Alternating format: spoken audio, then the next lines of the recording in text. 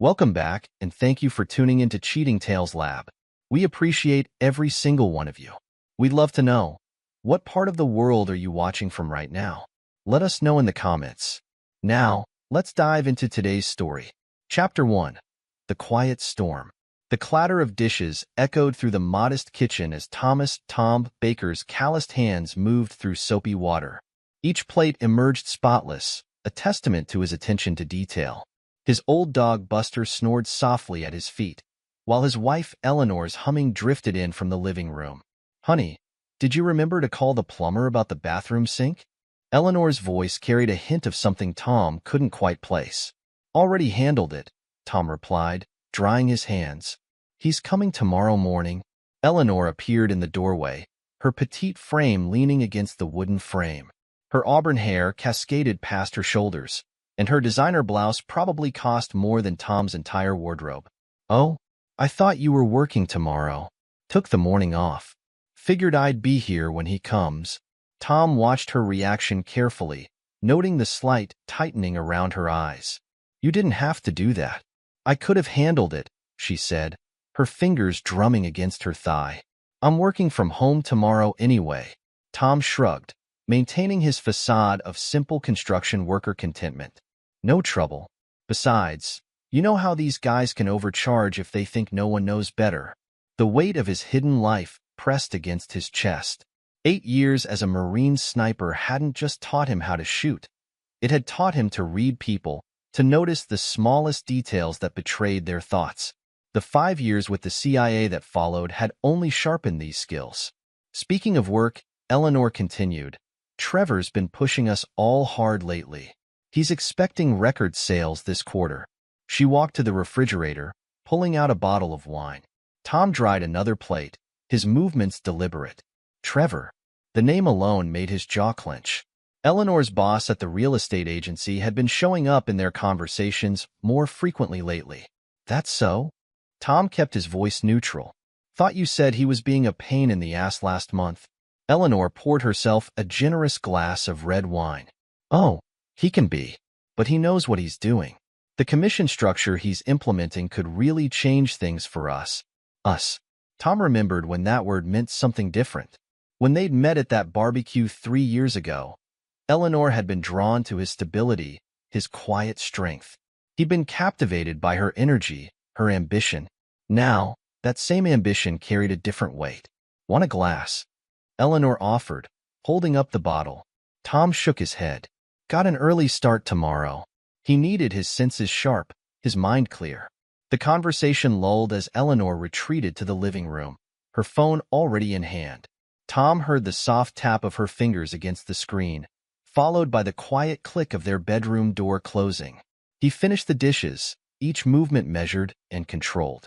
The kitchen radio played quietly, masking any sounds from the bedroom, but Tom didn't need to hear. His training had taught him to trust his instincts, and right now, they were screaming. Moving silently, Tom made his way to the living room. His old phone lay on the coffee table, innocent-looking but modified with specialized listening equipment he'd installed weeks ago. The nagging feeling in his gut had led him to take precautions, to prepare for something he hadn't wanted to believe possible. He slipped the earphones in, and Eleanor's voice came through clearly, though pitched low. "Baby, this idiot doesn't suspect a thing." Her words cut through him like a blade. "Send your hitmen tomorrow. Make it look like a robbery gone wrong." The blood in Tom's veins turned to ice. Trevor's voice responded, smooth and confident. "Don't worry, beautiful. By this time tomorrow, you'll be a grieving widow, and we can finally be together properly. Just make sure it's clean," Eleanor continued. "I don't want any complications. My guys are professionals. They'll make it quick, and the insurance payout will set us up nicely. You've done well, baby. Just keep playing your part for one more night." Tom removed the earphones, his face a mask of cold fury. The love he'd felt for Eleanor crystallized into something harder, darker. He pulled out his secure phone, the one Eleanor didn't know about, and typed a message to a number he hadn't used in months. "Need equipment. Tomorrow. Life insurance scenario." The response came quickly. "Understood. Location? Usual spot. 0600. Tom deleted the messages and returned the phone to his pocket. He walked back to the kitchen, where Buster raised his head questioningly. "Come on, boy," Tom whispered, patting his leg. "Let's get some air." The dog followed him out to the backyard. Tom entered his shed, flicking on the small light.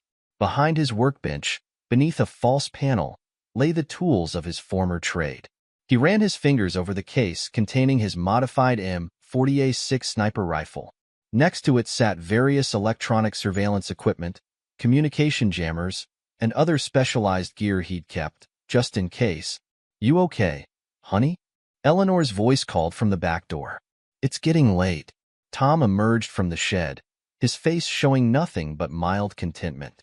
"Just checking on my tools for tomorrow's project." The lie came easily, naturally. Eleanor smiled, and Tom marveled at how genuine it looked. "Don't stay up too late. You need your rest." "Of course, dear." Tom watched her disappear back into the house, his mind already mapping out tomorrow's operations. She wanted a grieving widow? He'd give her something else entirely. The night air carried the scent of jasmine from Eleanor's garden. Tom remembered planting those bushes with her last spring. How she'd laughed when he got dirt on his nose. The memory sparked no emotion now. In its place was a cold, calculating focus he hadn't felt since his last CIA operation. Tomorrow, Eleanor and Trevor would learn what it meant to betray a man like him. Not the construction worker they thought they knew, but the predator they'd foolishly awakened. Chapter 2. The Web of Deception. The small shed at the back of Tom's property had always been his sanctuary, but tonight it became his war room. The space smelled of metal and gun oil, familiar scents that triggered memories of missions past. He pulled out his old sniper rifle, the weight comfortable in his hands, as he began the meticulous process of cleaning it. "You remember this, don't you, Buster?" Tom murmured to the dog, watching him from the corner. From before we played civilian. His mind drifted to the first time he'd met Eleanor, the memory sharp and clear despite his attempt to focus on the task at hand. 3 years earlier, the summer barbecue had been in full swing, the air filled with laughter and the smell of grilled meat. Tom had been standing apart from the crowd, nursing a beer, when she'd approached. "You look like you're planning an escape route," Eleanor had said, her smile bright and engaging. Tom had found himself chuckling. Force of habit. "Though I'm just a construction worker these days." "Just?" She'd raised an eyebrow. "There's nothing just about building things that last." Her hand had touched his arm, and the contact had sent an unexpected jolt through him. "I'm Eleanor. I sell the things you build." Tom Baker. He'd studied her then, noting the designer watch, the perfectly manicured nails, the hungry look in her eyes that he'd mistaken for ambition rather than greed. Present. Tom set down the cleaned rifle and moved to a locked cabinet in the corner. Inside were various electronic devices, each one carefully maintained.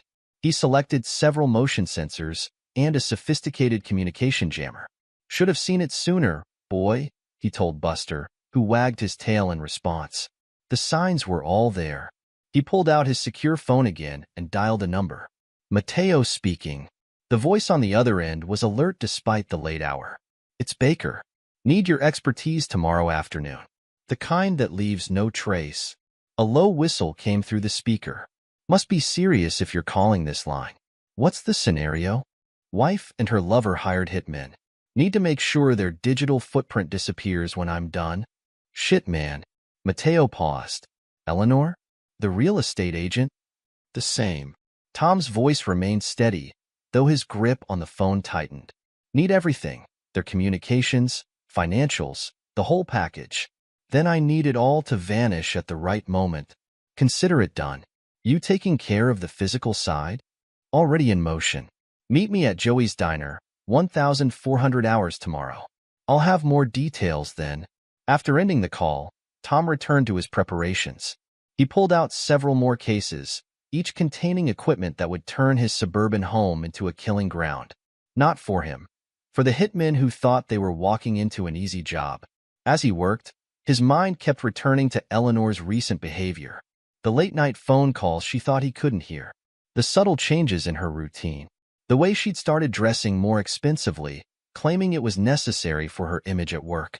Tom had allowed her to believe he was oblivious, playing the role of trusting husband while his suspicions grew. He'd started documenting everything weeks ago, his training kicking in as patterns emerged. The frequent meetings with Trevor, the nervous energy when Tom came home unexpectedly, the careful questions about his schedule. He pulled out a small notebook and began writing, his handwriting precise and clear. Security measures. Motion sensors at all entry points. Communication jammer to isolate targets. Surveillance cameras with remote access. Backup power supply for all systems. Remote-triggered lockdown protocols. Equipment required. Combat knife, 2. Zip ties. Taser. Smoke grenades, non-lethal. First aid kit, for questioning. The list continued, each item chosen with specific purposes in mind. Tom wasn't planning to just survive tomorrow. He was planning to dismantle an entire operation. He checked his watch. 0200 hours. Time enough to finish his preparations and still maintain his cover. Eleanor would expect him in bed soon, playing the role of unsuspecting husband one last time. Tom packed away his equipment, leaving everything ready for rapid deployment tomorrow. As he stood to leave, his hand brushed against an old photograph tucked away in one of the cases. It showed him in his Marine dress uniform, receiving a commendation. The man in that photo had been direct, brutal when necessary, untouched by civilian softness. "Time to remember who you are," he muttered, tucking the photo away. Buster followed him as he secured the shed and headed back to the house. Through the kitchen window, he could see Eleanor in her nightgown, preparing a cup of tea. Her movements were relaxed, confident. She had no idea that her carefully constructed plan was about to collapse. Tom entered through the back door, maintaining his usual demeanor. "Sorry, lost track of time out there." Eleanor turned, her smile perfectly practiced. "I made you some tea. Chamomile. Helps you sleep." "Thanks, honey." He accepted the cup, not drinking. "You heading to bed?" "In a minute. Just need to check one last email from Trevor about tomorrow's listings." Tom nodded, watching her tap at her phone. Each gesture, each casual lie, filed away in his mind. Tomorrow, she would learn the cost of betrayal. Tonight, he would play his part one final time. He set the untouched tea aside when she wasn't looking and headed upstairs. In their bedroom, he went through his normal routine, all while his mind calculated angles, timing, and contingencies. The hitmen would come, expecting an easy target. Instead, they'd find a predator waiting in familiar hunting grounds. As he lay in bed, Eleanor curled up beside him as she always did. Tom allowed himself one final thought of what might have been. Then he locked those feelings away, replacing them with the cold focus he'd need tomorrow. The woman beside him was no longer his wife. She was just another target in his crosshairs. Chapter 3. The game begins. The construction site buzzed with activity as Tom worked alongside his crew, his movements precise and controlled despite the weight of the steel beam they were positioning. Sweat dripped down his back, but his mind remained sharp, focused on the multiple threads of his plan. "Baker," his foreman called out. "Got a minute?" Tom secured his end of the beam and walked over, wiping his hands on his work pants. "What's up, Mike?" "Got a call from your wife earlier. Said she's been trying to reach you." Mike's expression was concerned. "Everything okay?" "Phone's acting up." Tom lied smoothly. "I'll check in with her at lunch." He knew exactly why Eleanor was calling. She wanted to confirm his schedule, to make sure he'd be home at the right time for her planned robbery. The thought made his jaw clench, but his face remained neutral. At precisely 1,400 hours, Tom pulled into the parking lot of Joey's Diner. The small establishment sat on the outskirts of town, its faded exterior making it easy to overlook. Perfect for meetings that needed to stay private. Mateo was already inside, occupying a booth in the back corner. The tech specialist looked exactly as Tom remembered, thin, anxious energy barely contained beneath a veneer of casual indifference. "You look like shit," Mateo observed as Tom slid into the booth. "Save it." Tom pulled out a USB drive and placed it on the table. "I need everything on here analyzed and ready by tonight. Focus on financial transactions between Trevor Morrison and any suspicious offshore accounts." Mateo picked up the drive, his fingers dancing over its surface. You know this is going to cost extra, right? Rush job, high-risk target. Money's not an issue. Tom's voice was flat. Trevor's accounts will more than cover it. The waitress approached, but one look at Tom's expression had her retreating without taking their order. Talk me through what you've got so far, Mateo said, leaning forward. Tom pulled out his phone, showing Mateo a series of surveillance photos. Trevor's been meeting with these 3 men regularly over the past month. I need their communications monitored, their movements tracked. When everything goes down, I want them completely isolated. Jesus, Tom. Mateo whistled low. You're not just looking to survive this, are you? You're going to destroy them. They made their choice. Tom's voice carried an edge that made Mateo shift uncomfortably. Now they deal with the consequences. For the next hour, they went through the technical details of Tom's plan. Mateo occasionally interjected with suggestions, his expertise filling gaps Tom hadn't considered. The jamming device will need to be calibrated carefully, Mateo explained, sketching on a napkin. Too strong, and it'll affect your own equipment. Too weak, and they might get a signal out. Can you handle it? Mateo nodded. I'll have it ready in 3 hours. But Tom, he hesitated. What about Eleanor? She's not just some target. You loved her. Tom's expression hardened. Love is for civilians. She chose her side. The rest of the afternoon passed in a blur of preparation. Tom returned to work briefly, maintaining his cover, then made a show of leaving early due to a headache. His crew wished him well, none of them suspecting that their quiet, reliable coworker was preparing for war. At home, Tom moved with practiced efficiency. He placed motion sensors at strategic points throughout the house, each one connected to a central monitoring system in his shed. The cameras were next, hidden in plain sight. One in a smoke detector, another in a wall clock, 3 more disguised as electrical outlets. His phone buzzed. Eleanor. Hey, honey. Her voice dripped with concern. Heard you weren't feeling well. Want me to pick up some soup on my way home? That would be great, he replied, infusing his voice with just the right amount of discomfort. Might turn in early tonight. Poor baby. I'll take care of you. The call ended, and Tom allowed himself a grim smile. She really thought she had him fooled completely.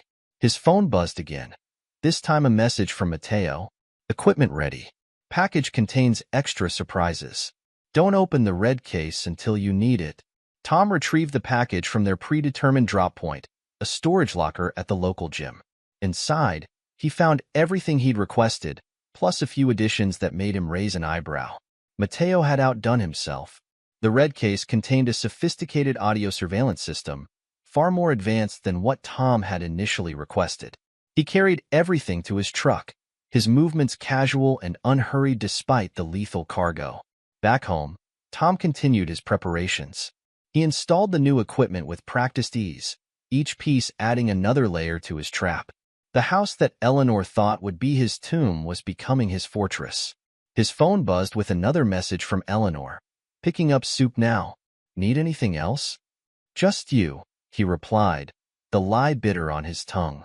While waiting for Eleanor's return, Tom made one final check of his preparations. The motion sensors were active, their silent signals connecting to his modified phone. The cameras fed directly to both his shed's monitoring system and a secure cloud server Mateo had set up. The jammers were in place, ready to create a dead zone at his command. The sound of Eleanor's car pulling into the driveway snapped him to attention. Tom quickly moved to the couch, arranging himself to look suitably under the weather. Honey, I'm home. Eleanor called out, her heels clicking against the floor. I got you that chicken soup you like. Tom watched her through half-closed eyes as she bustled around the kitchen, playing the role of caring wife to perfection. Her phone buzzed, and she checked it with what she thought was subtle discretion. Trevor's being impossible again, she sighed, setting down a bowl of soup. He wants updated listings by tomorrow morning. Can it wait? Tom asked, noting how she tensed slightly at the question. You've been working too hard lately. Eleanor's laugh was practiced, perfect. That's sweet, but you know how real estate is. Always on call. She kissed his forehead. Why don't you eat your soup and get some rest? I'll handle some emails in the study. Tom made a show of eating the soup slowly while Eleanor disappeared into the study. Through his phone, he could see her typing furiously on her laptop, no doubt coordinating tomorrow's attack with Trevor. The hours crept by. Tom maintained his sick act, occasionally coughing or shifting uncomfortably on the couch.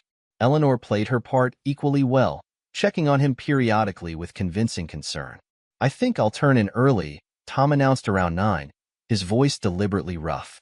"Don't stay up too late." "I won't," Eleanor promised. "Just need to finish these emails." In their bedroom, Tom lay awake, listening to Eleanor's movements downstairs.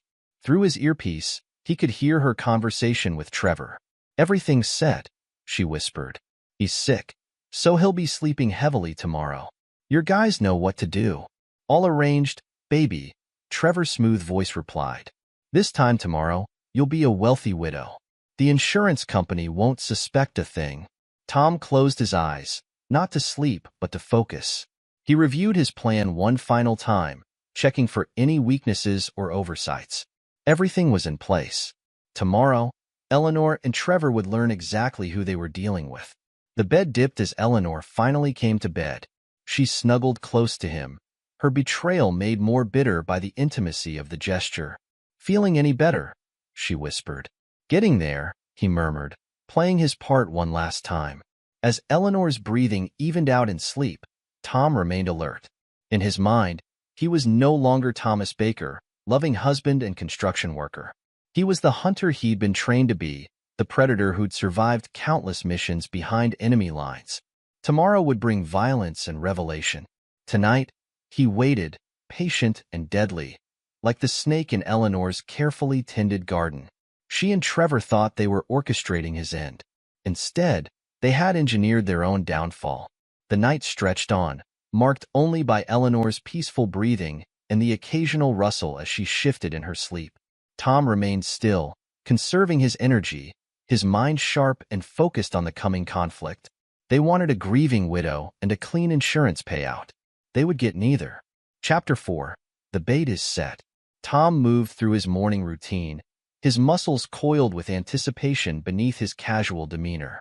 The kitchen radio played softly as he prepared breakfast, bacon sizzling in the pan while Eleanor sipped her coffee. "You're up early for someone who's feeling sick," Eleanor remarked, her manicured nails tapping against her phone screen. "Couldn't sleep well," Tom replied, sliding a plate of eggs and bacon in front of her. "Thought I might as well make breakfast." Eleanor's phone buzzed.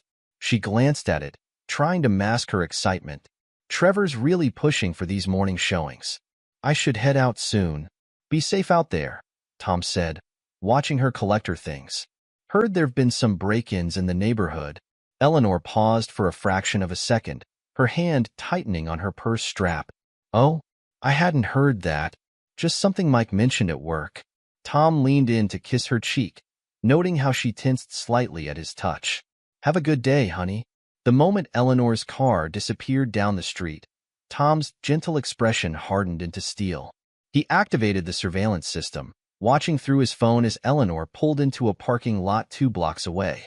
She made a call. "It's done." Her voice came through clearly. "He's home sick, completely clueless. Your boys can move in whenever they're ready." Trevor's smooth voice replied, "Perfect, baby. The team will be there in 20 minutes. Remember to act surprised when you get the call." The grieving widow routine needs to be convincing. "Don't worry about me," Eleanor laughed. "I've been practicing my tears in the mirror." Tom switched off the audio, his jaw clenched tight. He moved to his shed, where his equipment lay ready. The listening devices were active throughout the house, motion sensors primed at entry points. He pulled up the feed from the street camera he'd installed last week, watching as a black SUV made its third pass of the morning. His phone vibrated. "Mateo?" "They're using a pretty basic communications setup," Mateo reported. "Standard encrypted channels, nothing fancy. The jammer will knock them out cold." "Good. Keep monitoring Trevor's phone. I want to know the moment he realizes something's wrong." "Already on it." "But Tom, these guys they're sending? They're not amateurs." I pulled their files. Ex-military, dishonorable discharges. They've done this before. Tom's lips curled into a cold smile. "Good. Then they should appreciate what's coming." He watched through the cameras as the SUV finally pulled up. 3 men emerged, the leader, tattooed and bulky, carrying himself with military bearing. 2 others, leaner but equally dangerous, moved with practiced coordination. "Police, open up." The leader's voice boomed through the front door, followed by a powerful kick that splintered the wood. Tom activated the jammers. On his screen, he saw the leader tap his earpiece in confusion. The man tried his phone next. Nothing but static. "Comms are down," the leader growled. "Stick to the plan. Find him, make it quick." The men spread out, weapons drawn. Tom watched them move through his house, their confidence growing as they found each room empty. He triggered the first trap, a high-frequency sonic pulse that made the leader stagger, clutching his head. "What the hell was that?" one of the others demanded. "Keep moving," the leader ordered, shaking off the disorientation. "He's got to be here somewhere." Tom switched views between cameras, watching them search. They were good, checking corners, moving, but they were fighting blind, while he saw everything. The leader reached the kitchen, gesturing for his men to check upstairs. Perfect. Tom triggered the smart locks, sealing the heavy security doors he'd installed weeks ago. The sounds of doors slamming made all 3 men jump. "We're locked in," one of the men shouted from upstairs. "Doors won't budge." The leader pulled out his phone again, desperation creeping into his movements. "Something's wrong. This isn't." His words cut off as Tom triggered the lights, plunging the house into darkness. The emergency lights kicked in, bathing everything in a dim red glow. "Forget the plan," the leader barked. "Find him and finish this." Tom moved silently through his custom-built passages behind the walls, watching the men's infrared signatures through his tactical display. The leader was alone in the kitchen now, sweeping his weapon back and forth. The sonic emitter pulsed again, higher frequency this time. The leader dropped to one knee, disoriented. Tom emerged from a hidden panel, his movements swift and brutal. The leader never saw the taser coming. Upstairs, the other 2 men heard their leader's muffled grunt. "Marcus? You okay down there?" Silence answered them. Tom dragged the unconscious leader to the basement, securing him with zip ties. 1 down, 2 to go. The remaining men moved back to back, their training showing through their fear. Tom triggered another set of lights, creating shifting shadows that drew their attention. "This isn't right," one whispered. "We're being hunted." "Shut up. Just find him." Tom moved to his next position, watching them through the walls. Their heart rates were elevated, showing clearly on his thermal imaging. Fear was making them sloppy. He triggered a recording of footsteps, drawing them toward the master bedroom. As they entered, he sealed the door behind them. "It's a trap." The ventilation system hissed, releasing a mild sedative gas. The men fired blindly, their shots harmlessly embedding in the reinforced walls. Within minutes, they slumped to the floor. Tom waited for the gas to clear, then entered wearing his tactical mask. He secured both men, dragging them one by one to join their leader in the basement. In his shed, the monitors showed Eleanor arriving at her first showing of the day. Her phone rang. "Trevor." "The team's not responding." His voice was tight with concern. "Something's wrong." "What do you mean, something's wrong?" Eleanor's facade cracked slightly. "They're professionals, you said." "I'm heading over there myself." "No." Eleanor's voice rose. "Stick to the plan. They'll call when it's done." Tom smiled, checking the feed from the basement. His 3 guests were beginning to stir. Time for the next phase. He activated the basement cameras and audio system. The leader groaned, trying to focus his eyes in the dim light. "Welcome back," Tom's voice echoed through hidden speakers. "Let's talk about Trevor Morrison, shall we?" Chapter 5. The Harvest Begins. The basement air grew thick with tension as Tom faced his captives. The leader, Marcus, tested his restraints while his men exchanged nervous glances. "You picked the wrong house," Tom said, his voice carrying the cold authority of his Marine days. "The wrong target. The wrong job." "Look, man," Marcus started, his tough guy facade cracking. "This is just business. Nothing personal." Tom's fist connected with his jaw, cutting off his words. "Attempting to murder me for my wife and her lover? Feels personal to me." The other 2 men stiffened at this revelation. Tom noticed their reaction. Ah, they didn't tell you that part, did they? Just told you it was a simple hit disguised as a robbery? Tom circled them slowly. Let me guess, Trevor promised you each what, 50,000? 100? One of the men, younger than the others, swallowed hard. How do you? Shut up, Dave. Marcus snapped, blood trickling from his split lip. Dave's right to be concerned, Tom said, stopping in front of them. Because right now, Trevor's realizing something's wrong. He's probably calling in backup, making plans to disappear before this all goes bad. He leaned closer to Marcus. But we both know he won't pay for failed jobs, don't we? Marcus's face darkened. You don't know Trevor. I know he's hired you before.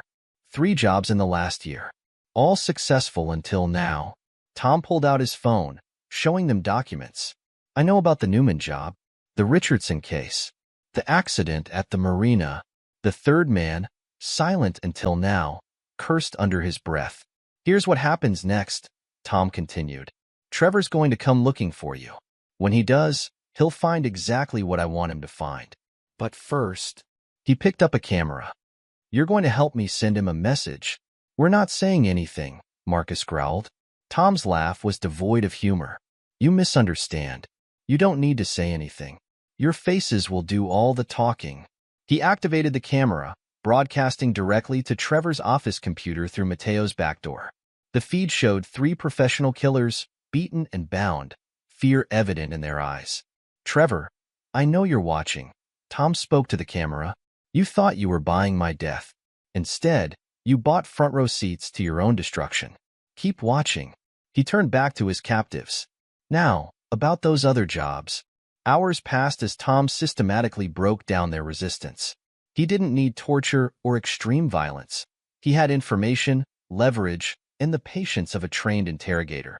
Dave broke first, spilling details about Trevor's operation. The second man, Tony, followed soon after. Marcus held out longer, but even he cracked when Tom played recordings of Trevor already working to pin everything on them. That snake, Marcus spat.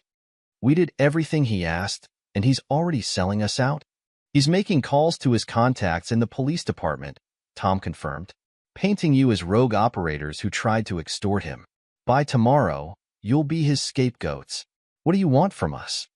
Tony asked, defeat in his voice. Everything. Names, dates, details. Every job Trevor's commissioned. Every payoff. Every contact. Tom held up a digital recorder. Consider it your insurance policy. As they talked, Tom's phone lit up with messages from Mateo. Trevor's freaking out. Called 6 different numbers in the last hour. Tried to access his offshore accounts. Already locked him out. He's making mistakes. Tom sent back. Keep monitoring. Phase 2 starts soon. To his captives, he said. Comfortable? Good. Because we're about to put on a show that'll tear Trevor's world apart. He set up additional cameras, positioning them carefully. Your confessions are going live soon. But first, let's make sure Trevor and Eleanor understand exactly what they've done. Tom pulled up the surveillance feed from his house on a monitor. Eleanor had returned, pacing nervously in the living room, phone pressed to her ear. Trevor's not answering, she was saying to someone. Something's wrong. The team should have called hours ago. Tom smiled coldly. Watch this, he told his captives. He pressed a button, and Eleanor's phone rang. Hello? Her voice shook slightly.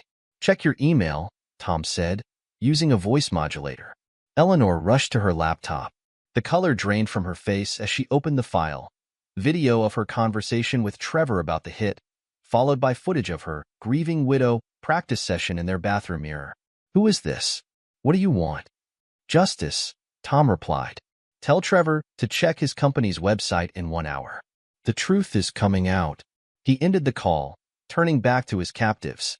And now, gentlemen, you're going to help me destroy Trevor Morrison's entire world.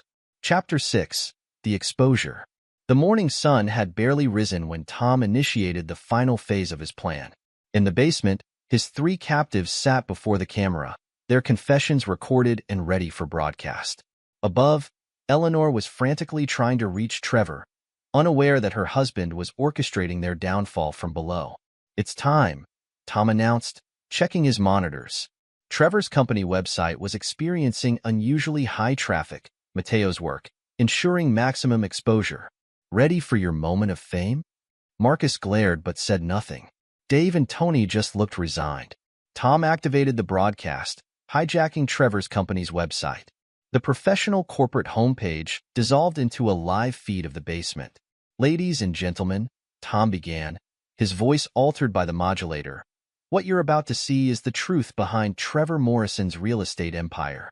These men were hired to commit murder this morning. Instead, they're going to tell you about all the other crimes they committed for Mr. Morrison. He played the recordings, hours of detailed confessions about mortgage fraud, intimidation, and worse. The viewer count climbed rapidly as Mateo ensured the feed spread across social media. Tom's phone buzzed. Trevor was calling Eleanor. What the hell is happening? Trevor's smooth voice had turned frantic. The office is going crazy. Clients are calling. The board is demanding answers. I don't know. Eleanor's panic was real now. He knows, Trevor. Whoever this is, they know everything. Shut up. I'm coming over. Don't talk to anyone. Tom switched to the street cameras, watching Trevor's Mercedes speed toward the house. Perfect. To his captives, he said, your boss is coming. Let's make sure he gets a proper welcome. He triggered the next video sequence, security footage showing Trevor meeting with the hit team, passing envelopes of cash, discussing problems that needed solving. The basement door opened, and Tom stepped back into the shadows as Trevor's footsteps pounded down the stairs. What the fuck is going on? Marcus? Dave? Trevor froze at the sight of his men bound and beaten. Hello, Trevor. Tom emerged, his voice now natural, watching recognition and fear flood Trevor's face. Baker? But how? Surprised to see the man you tried to have killed? Tom moved closer, enjoying Trevor's instinctive step backward. Did you really think I was just a simple construction worker? Trevor's hand moved toward his jacket. Tom had him pinned against the wall before he could reach his gun. 8 years as a Marine sniper, Tom said conversationally, disarming Trevor with practiced ease. 5 years CIA. But you didn't do your homework, did you? Too busy seducing my wife and planning my murder. Listen, Trevor's voice took on a pleading tone. We can work something out. Money? I can pay. I don't want your money. Tom zip-tied Trevor's hands. I want your destruction. And guess what? It's already happening. He turned Trevor to face the monitors showing his company's website. Comments and shares were exploding. News vans were arriving at the office. No, Trevor whispered. No, no, no. Yes. Tom positioned him in front of the camera. Your turn for a confession. I won't. You will. Because if you don't, these 3 will tell the police about all your other projects, including the ones your family doesn't know about. Trevor's resistance crumbled as Tom laid out the evidence. Years of illegal dealings, all documented and ready to release. You can confess now, take a plea deal later, maybe see daylight again in 20 years, Tom offered. Or stay silent, and I release everything. Your choice. Trevor talked. He talked about the murder plot, about Eleanor's involvement, about years of corruption and crime. The viewer count hit 6 figures as he implicated business partners, corrupt officials, other conspirators. When the police finally arrived, drawn by anonymous tips about a disturbance, they found a treasure trove of evidence. For men tied up in a basement, recordings of multiple crimes, a dead man switch ensuring everything would go public if anyone tried to bury it. Tom met them at the door, playing the role of shocked homeowner who defended himself from robbers. He gave his statement, provided the security footage of the break-in, and declined to press charges himself. The other evidence would be more than enough. Eleanor arrived as the police were leading Trevor and his men away. She stood on the front lawn, watching her carefully planned future crumble. Mrs. Baker? An officer approached her. We have some questions about your involvement with Mr. Morrison. Tom left before she could see him, slipping away as reporters began to arrive. In his pocket, he carried a simple note. I know, and you will see. He drove to Mateo's place, where they would monitor the fallout of their plan. Through the screens, they watched as Trevor's perfectly constructed world began to crumble. Check this out, Mateo said, pointing to one of his monitors. Trevor's company stock is in free fall. Board members are calling emergency meetings. His family's trying to distance themselves already. Tom nodded, watching the chaos unfold. What about Eleanor? Police are questioning her now. Mateo pulled up a video feed from the police station. She's trying to play innocent, but those recordings we released aren't leaving her much wiggle room. Through the feed, they could see Eleanor's composure cracking as detectives played back her conversations with Trevor.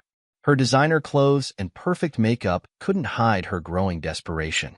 I want to set up a new identity, Tom said, his voice firm. Something that'll let me disappear after this is done. Mateo raised an eyebrow. You're not sticking around to watch them go down? I've set the trap. Now I just need to make sure they can't escape it. Tom pulled out a USB drive. This contains everything.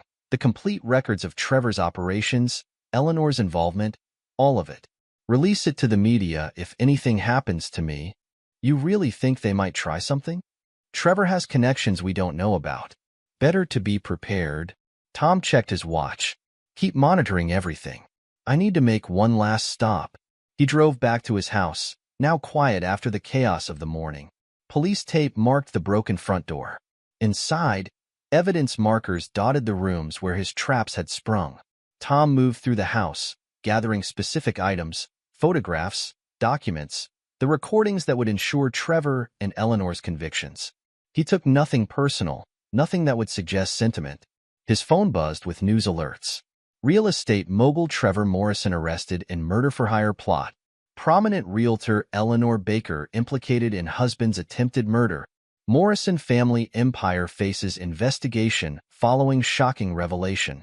The plan was working perfectly. Trevor's confession had opened floodgates of investigation. His business partners were scrambling to save themselves, offering up more evidence of his crimes.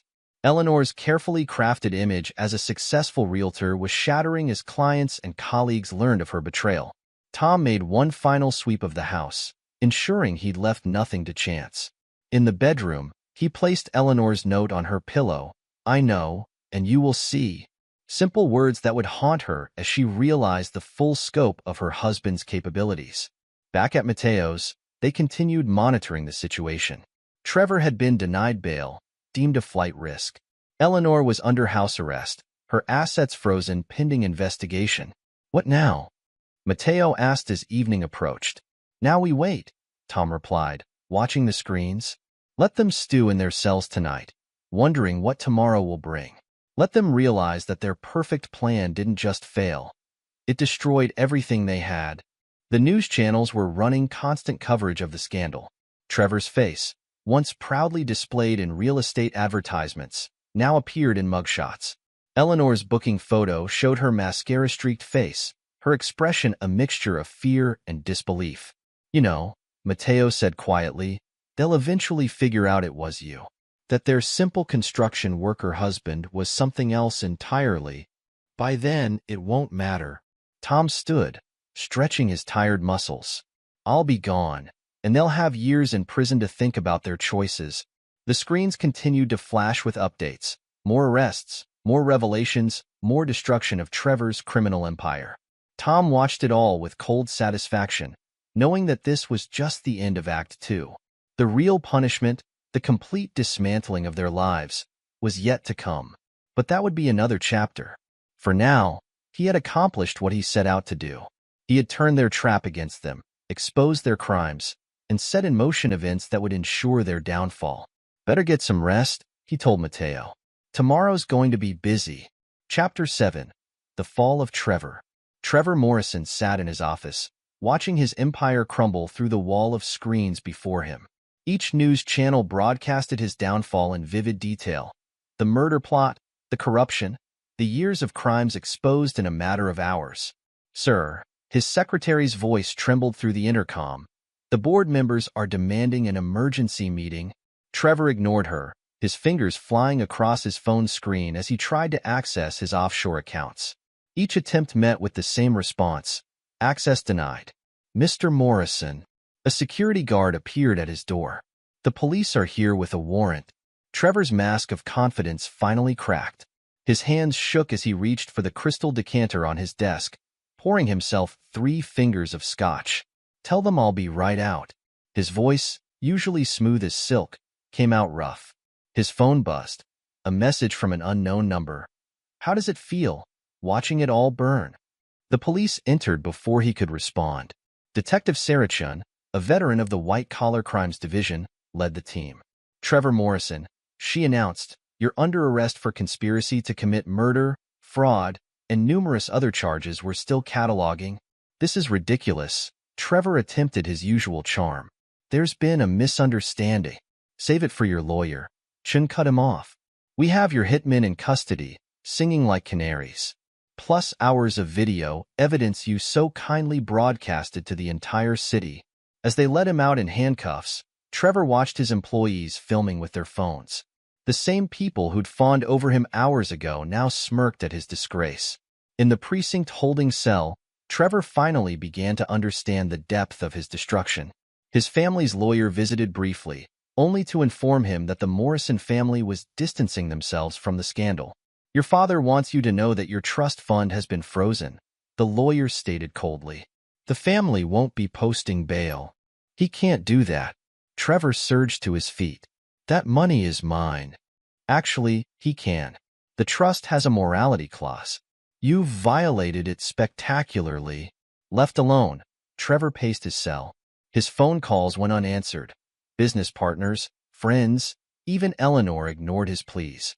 A guard appeared with more news. "Your accounts have been flagged for investigation. The feds are involved now." Trevor slumped onto the hard bench. His mind raced through the events that had led here. The simple plan to eliminate Eleanor's husband had somehow triggered an avalanche that buried him instead. His court appearance the next day only worsened his situation. The prosecutor laid out a devastating case. Not just the murder plot, but years of fraudulent deals, bribes, and corruption. "Your Honor," the prosecutor announced, "we have evidence Mr. Morrison has been involved in multiple criminal enterprises." The attempted murder of Thomas Baker was just the latest in a long string of crimes. Trevor's expensive lawyer shifted uncomfortably. "My client maintains his innocence." "Save it," the judge interrupted. "Bail is denied. Mr. Morrison is remanded to custody pending trial." Back in his cell, Trevor received visitors, FBI agents with more questions about his business dealings. Each interview revealed new charges, new crimes he'd thought safely buried. "Someone's been feeding us information for months," one agent mentioned casually. "Building quite a case against you." Trevor's mind flashed to Baker, the quiet construction worker who'd somehow orchestrated his destruction. How had he not seen it? How had he underestimated him so completely? His family's response came through his lawyer. They were cutting all ties. The Morrison name, built over generations, couldn't weather this scandal. "Your father asked me to deliver this personally," the lawyer said, sliding a letter through the bars. Trevor read it with trembling hands. "You have brought shame to our family. Your actions have destroyed not just yourself, but threatened everything we've built. You are no longer a Morrison. Do not contact us again." In his cell that night, Trevor finally broke. The realization hit him. He lost everything. His wealth, his status, his family name, all gone. And somewhere out there, Thomas Baker was watching it all unfold exactly as he'd planned. Chapter 8. The Ruin of Eleanor. Eleanor Baker stood in her new apartment, a far cry from the luxury home she'd shared with Tom. The walls were thin, the furniture cheap, the neighborhood questionable. Her designer clothes and expensive tastes seemed absurd in these surroundings. Her phone, once constantly buzzing with client calls and messages, remained silent. The few times it did ring brought only bad news: another client firing her, another friend cutting ties, another bill she couldn't pay. She checked her bank accounts obsessively, watching her savings dwindle. Her real estate license had been suspended pending investigation. No brokerage would touch her now. "You've really made a mess of things," her lawyer had told her bluntly. "The evidence against you is overwhelming. You're looking at serious time unless you cooperate." Eleanor paced her small living room, remembering the video that had destroyed her life. Her own voice plotting Tom's murder, practicing her grieving widow act. The footage had gone viral, shared thousands of times. Her face, once featured in glamorous real estate advertisements, now appeared in news reports about betrayal and murder plots. A knock at her door made her jump. She opened it to find a well-dressed man she didn't recognize. "Mrs. Baker?" He smiled politely. "I'm here about your assets." "My assets?" "Yes. The forensic accountants have some questions about certain transactions between you and Mr. Morrison." Eleanor's stomach dropped. They were digging into everything now, unraveling the web of deceit she'd helped Trevor weave. "I don't know anything about that." She tried to close the door. "Mrs. Baker." His foot blocked the doorway. "Cooperation now might help your situation later."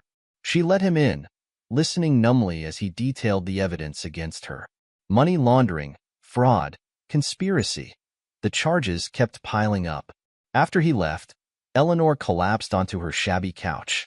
Her phone buzzed, a message from an unknown number. "How's the view from rock bottom?" She hurled the phone across the room, but the truth followed it. She'd done this to herself. Her greed, her ambition, her betrayal of a good man had led here. The next day brought more humiliation. At the grocery store, a former client spotted her. "Isn't that the woman who tried to have her husband killed?" The whispers followed her through the aisles. Eleanor abandoned her cart, fleeing to her car. She sat there, tears streaming down her face, remembering Tom's quiet strength, his devotion, his simple happiness that she'd scorned. A knock on her window startled her. A man stood there, his features somehow familiar yet strange. "Hello, Eleanor." She rolled down the window cautiously. "Do I know you?" "You could say that." He smiled, and something in that expression made her blood run cold. Recognition dawned slowly. Tom. But it wasn't quite Tom. His appearance was altered, his manner different. He handed her an envelope. "What's this?" "Your fate." He turned to leave, then paused. "I know, and you will see." Inside the envelope, Eleanor found documents detailing every crime she'd committed with Trevor, every fraudulent deal, every betrayal. At the bottom was a note. "Justice comes in many forms." She read through her own destruction, understanding finally hitting her. Tom hadn't just been a simple construction worker. He'd been something far more dangerous, and she'd been foolish enough to betray him. Chapter 9. The New Dawn. Miles away from his old life, Tom sat in his workshop, restoring an antique table. Buster dozed nearby, gray around the muzzle but content.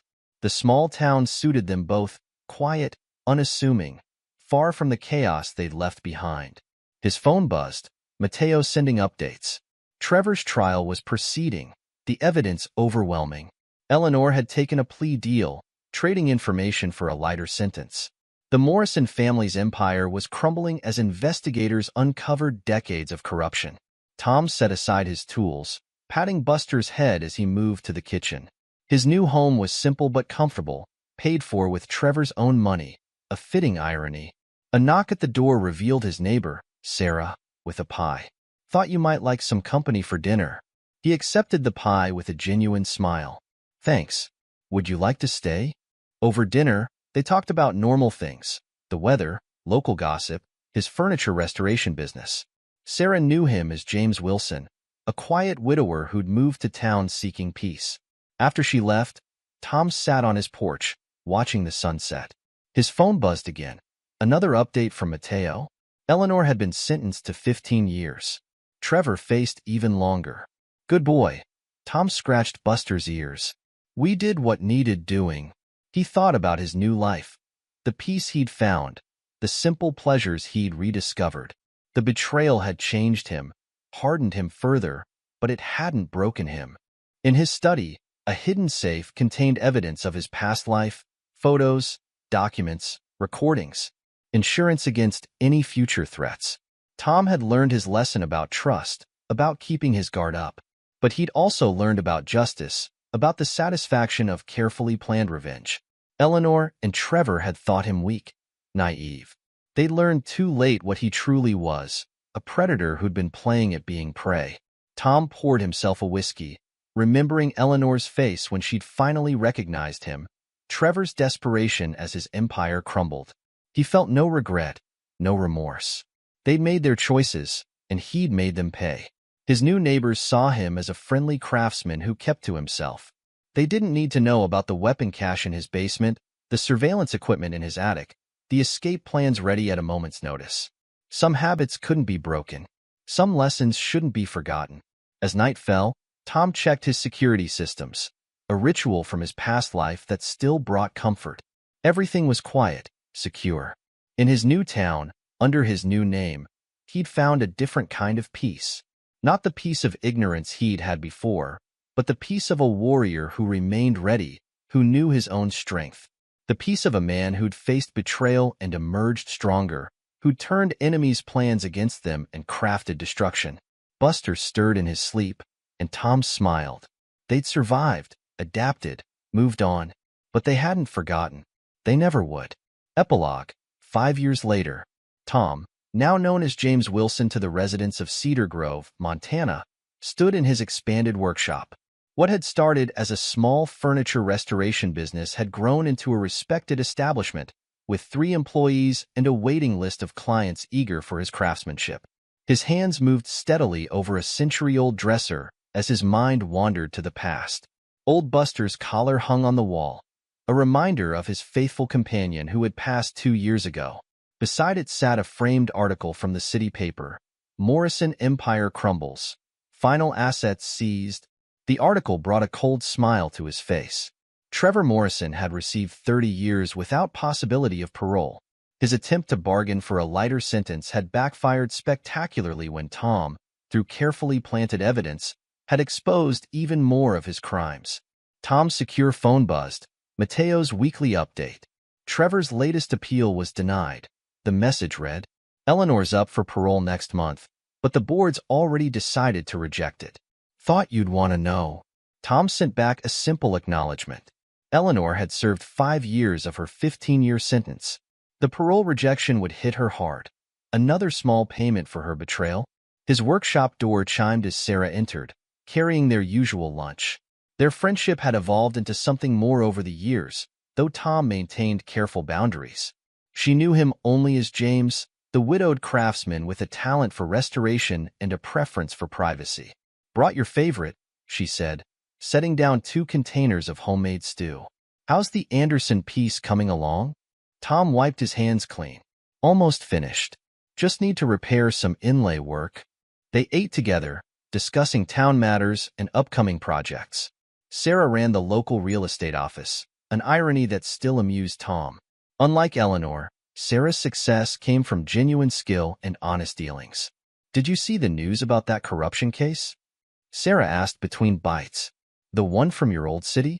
Tom nodded noncommittally.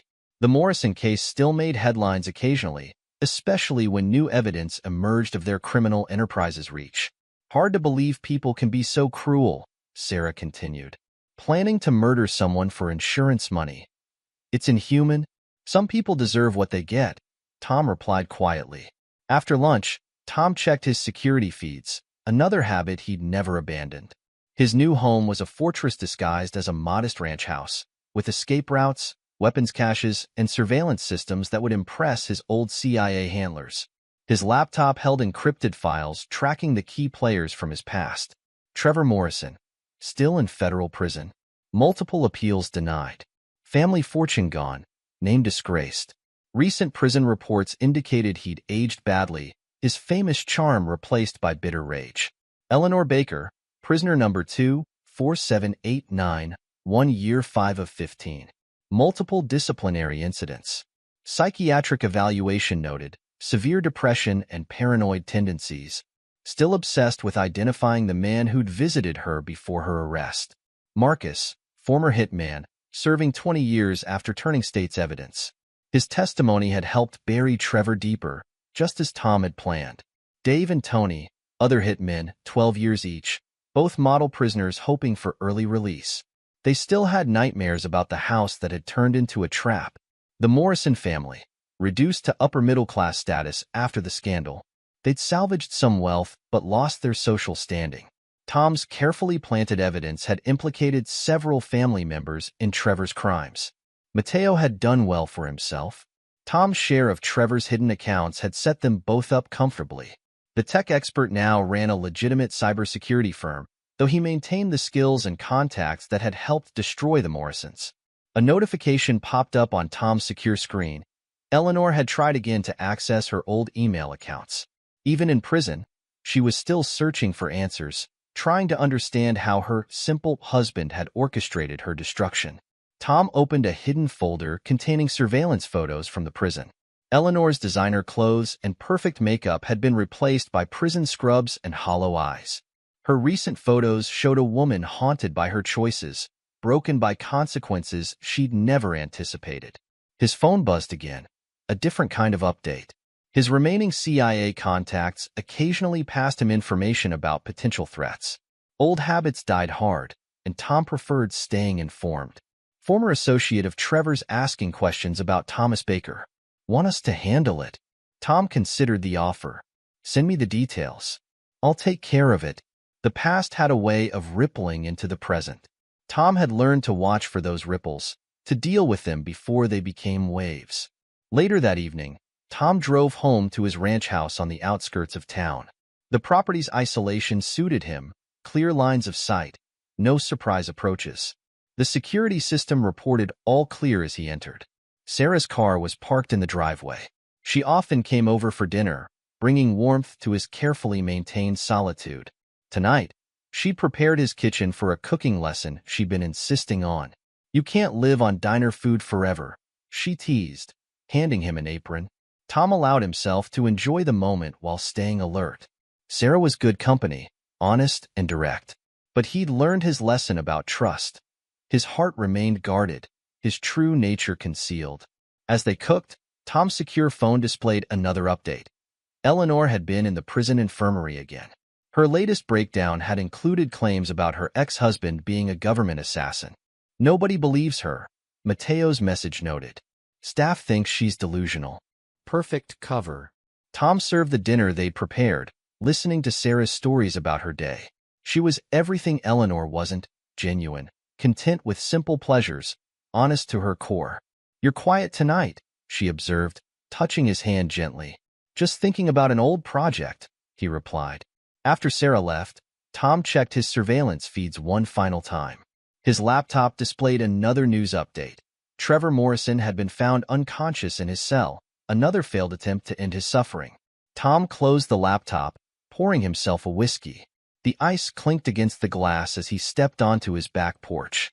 The Montana night spread out before him, peaceful and vast. He'd chosen this place carefully, close enough to civilization for his business, far enough for security. The town accepted him as the quiet craftsman who'd found peace in working with his hands. Only he knew about the weapons room behind his wine cellar, the escape vehicles hidden in plain sight, the multiple identities and accounts ready for instant evacuation. A shooting star streaked across the sky. Tom remembered Eleanor's fascination with luxury, her desperation for status. Now she slept on a prison cot, her dreams of wealth replaced by nightmares of exposure and ruin.